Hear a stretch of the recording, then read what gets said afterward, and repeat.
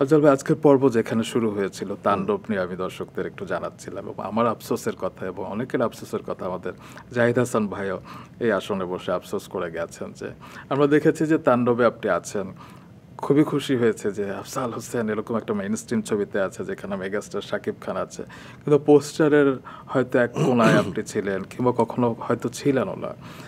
আপনি তাণ্ডব সিনেমাটি আসলে করতে কেন সম্মতি দিয়েছিলেন? না, আমি করতে চাইনি। আচ্ছা, আমি করতে চাইনি সেটা কিন্তু কারণটা আমি ব্যাখ্যা করতে চাই প্রথমে। জি আমি তো বহু আগে চলচ্চিত্রে অভিনয় করতে চেয়েছিলাম। জি।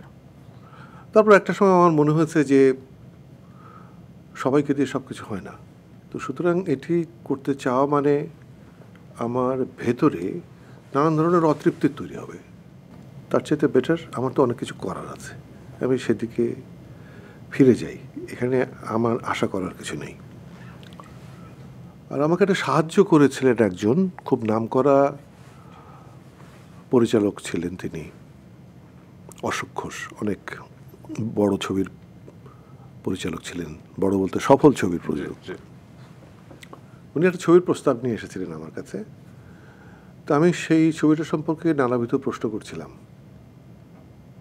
উনি সব প্রশ্নের উত্তর দিচ্ছিলেন, তারপর একটা চমৎকার কথা বলেছিলেন যে আপনি প্রশ্ন করতে পারেন, আপনি চলচ্চিত্রের মানুষ নন, আমি চলচ্চিত্রের মানুষ। আমি কিন্তু সেই মানুষের কাছে যেতে চাইব যে চলচ্চিত্রটা করতে চায়, আপনার মতো এত প্রশ্ন করে নয়। আপনি যদি প্রশ্ন করেন তাহলে ভবিষ্যতে আমি বা আমার মতো কেউ আপনার কাছে কোনো চলচ্চিত্রের প্রস্তাব নিয়ে আসবো না, কারণ আমি ধরে নেব যে আপনি চলচ্চিত্রের জন্য প্রস্তুত নন। আপনি করতে চাইলে অন্ধের মতো করতে হবে, আর না করতে চাইলে আপনার পছন্দ করবেন না। ওই দিন আমার মনে হয়েছিল যে আমার পছন্দ আমি করব না। কোন চলচ্চিত্রটি? সেটা না বলি। সেটা খুব জনপ্রিয় হয়েছিল ছবিটা। আপনার আরেকটি ছবি ডাক দিয়ে যায় তো রিলিজ হয়নি? ওটা রিলিজ হয়নি, ওটা আমার প্রথম ছবি ছিল। ছবিটা 60 ভাগের মতো শুটিং হয়েছিল, মুক্তিযুদ্ধের উপরে ছবি।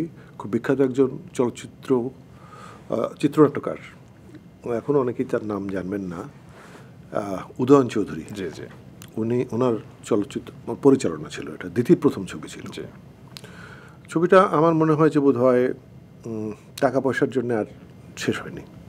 আচ্ছা, তো আমরা একটু তাণ্ডবের প্রসঙ্গে ফিরে আসি যে আপনি ছবিটি করতে চাননি কেন?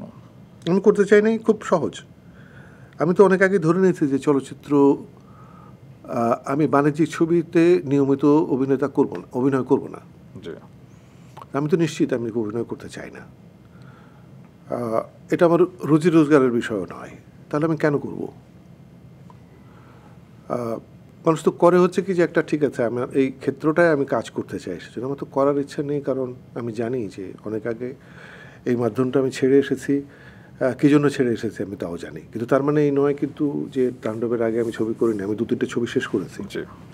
সেই ছবিগুলো একজনকে যেমন বলেছি যে আপনাদের এই সিনেমাটায় অভিনয় করছি আমি, ছবিটা সিনেমা হলে চলবে না বলে। তারা একটু অবাক হয়েছে যে মানে কি, এমনকি যে আপনারা একটা ছবির স্বপ্ন দেখেছেন, ছবিটা চলবে কি চলবে না সেই স্বপ্নটা দেখেননি। আমি ওই স্বপ্নের সঙ্গে থাকতে চাই যে আপনারা একটা ছবি বানাতে চান।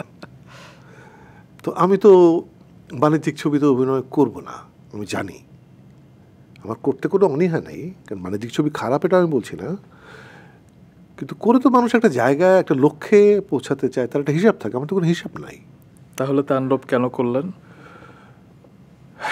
করলাম হচ্ছে রায়হান রফির, মানে তার চাই যে আমি যেন অভিনয় করি। আচ্ছা, তো চাই অবশ্যই। আর আমার বন্ধু রাফি জানে যে ফরিদুল্লাহ সাগরের সঙ্গে আমার সম্পর্ক কি। সে সাগরকে বলেছে যে আমি এরকম বলেছি, ও করতে চায় না। সাগর আমাকে বলেছিল, দেশের বাইরে ছিল, ফোন করে বলেছিল তুমি এটা করো। That's all. আমি আর কেন করছি কি করছি ভাবিনি।